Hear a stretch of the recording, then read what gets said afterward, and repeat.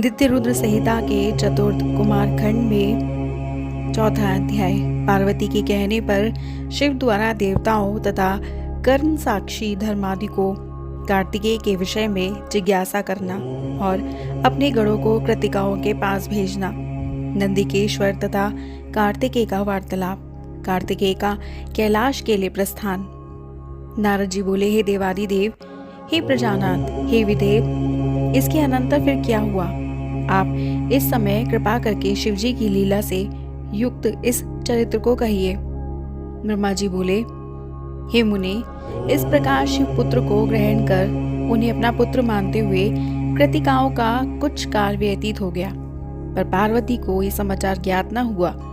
उस समय पार्वती मंद मुस्कान युक्त हंसते हुए अपने मुख कमल से देव देवेश्वर स्वामी श्री सदाशिव से कहा।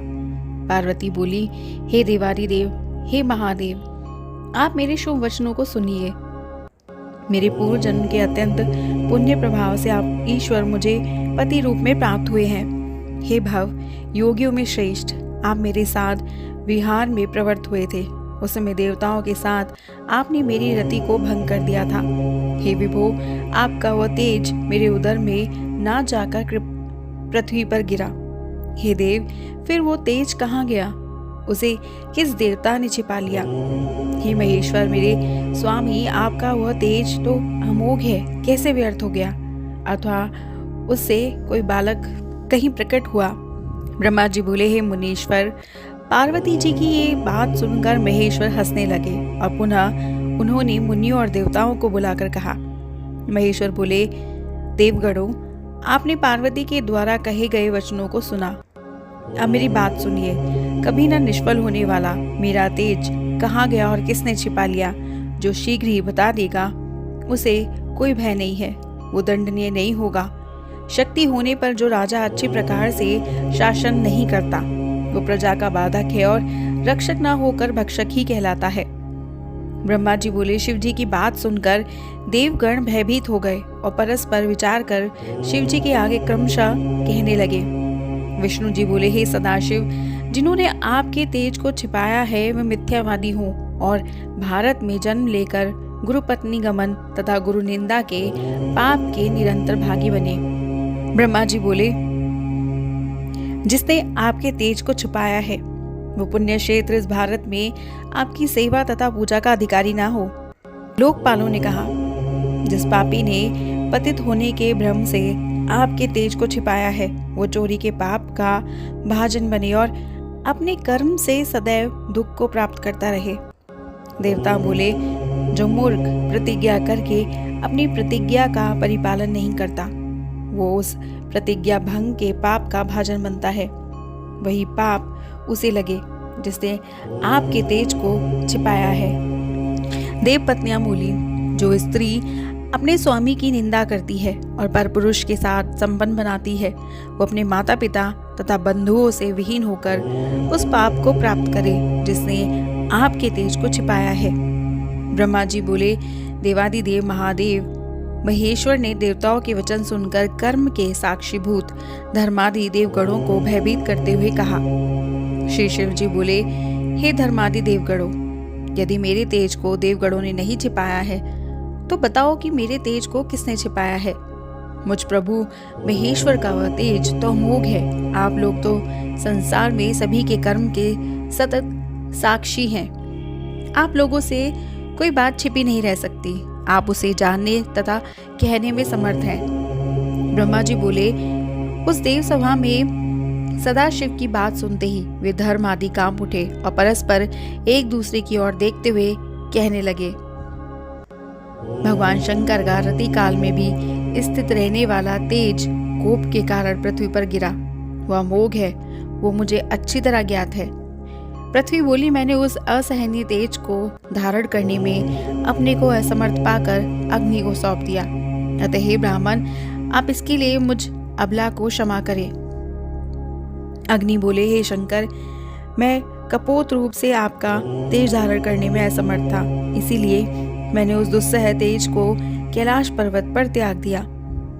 पर्वत हिमालय बोले, हे लोक रक्षक, परमेश्वर शंकर, आपके उस असहा तेज को धारण करने में मैं असमर्थ होने के कारण मैंने उसे शीघ्र गंगा जी में फेंक दिया। गंगा जी बोली, हे लोकपालक, मैं आपका तेज सहन करने में असमर्थ हो गई। तब हे नाथ, व्याकुल होकर मैंने उसे सरपत के वन में छोड़ दिया।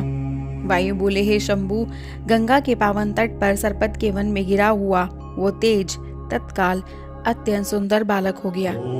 सूर्य बोले, हे प्रभु, रोते हुए उस बालक को देखकर काल चक्र से प्रेरित हुआ मैं वहां ठहरने में असमर्थ होने के कारण अस्ताचल को चला गया। चंद्रमा बोले, हे शंकर, रोते हुए बालक को देखकर बद्रिकाश्रम की ओर जाती हुई कृतिकाएं उस बालक को अपने घर ले गई। जल बोला, हे प्रभु, सूर्य के समान प्रभाव वाले अत्यंत तेजस्वी आपके रोते हुए बालक को कृतिकाओं ने अपना स्तनपान कराकर बड़ा किया है। संध्या बोली, उन कृतिकाओं ने आपके पुत्र का पालन पोषण करके कौतुक के साथ बड़े प्रेम से उसका नाम कार्तिक रखा है। रात्रि बोली, वे कृतिकाएं प्राणों से भी अधिक प्रिय उस बालक को अपने नेत्रों में कभी ओझल नहीं होने देती।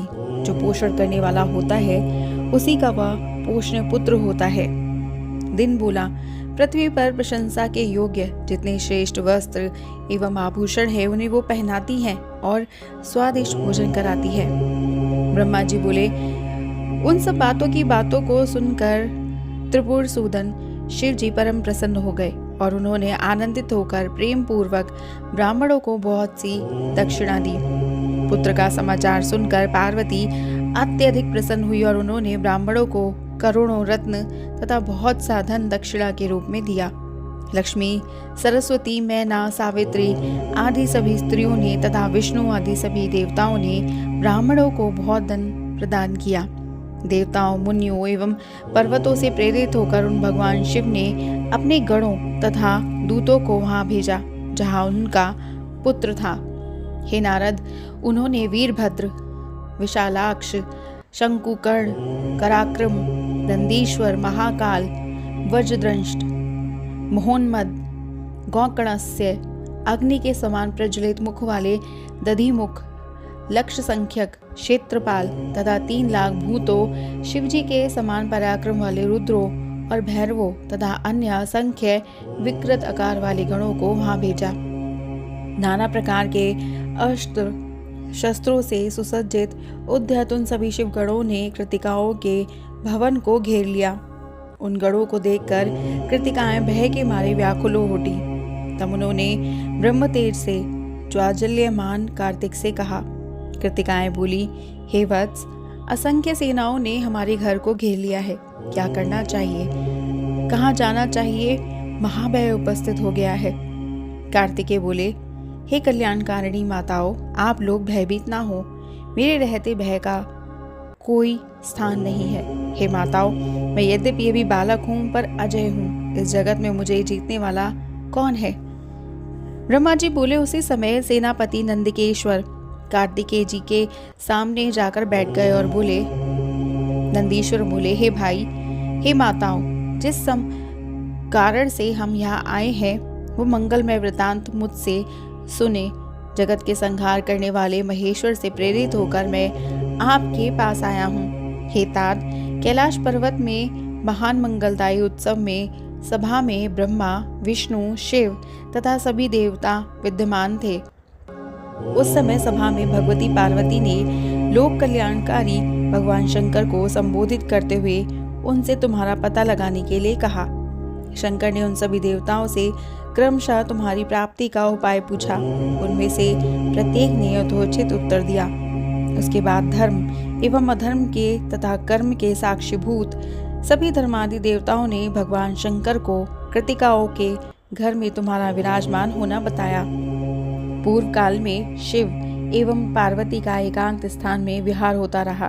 फिर देवताओं के द्वारा अवलोकन करने पर उन शिव जी का तेज पृथ्वी पर गिर गया। भूमि ने उसे अग्नि में, अग्नि ने गिरिराज हिमालय में और हिमालय ने उसे गंगा में फेंक दिया। उसके बाद गंगा ने अपनी तरंगों से उसे शीघ्रतापूर्वक सरपत के वन में फेंक दिया। उस तेज से देवताओं का कार्य करने के लिए समर्थ तुम उत्पन्न हुए। कृतिकाओं के वहां उपस्थित होने से तुम उनके पास चले गए। अतः इस समय तुम पृथ्वी पर चलो। भगवान शंकर देवगणों के साथ तुम्हारा अभिषेक करेंगे। तुम संपूर्ण शस्त्र शास्त्र प्राप्त करोगे और तारक नामक असुर का वध करोगे। तुम विश्व के संहर्ता व शिव के पुत्र हो। ये कृतिकाएं आपको पुत्र के रूप में प्राप्त करने में उसी प्रकार असमर्थ हैं जैसे सूखा हुआ वृक्ष अपने कोटर में अग्नि को छुपाने में असमर्थ है। तुम सारे संसार में प्रकाशित हो। इन कृतिकाओं के घर में रहने से तुम्हारी शोभा उसी प्रकार नहीं है जैसे द्विजराज चंद्रमा कूप के अंदर रहकर प्रकाशित नहीं होता। जैसे मनुष्य के तेज से सूर्य के तेज को छिपाया नहीं जा सकता, उसी प्रकार जैसे तुम प्रकाश कर रहे हो उसे हम लोगों का तेज छिपा नहीं सकता। हे शंभुपुत्र, तुम अन्य कोई उत्पन्न नहीं हुए हो।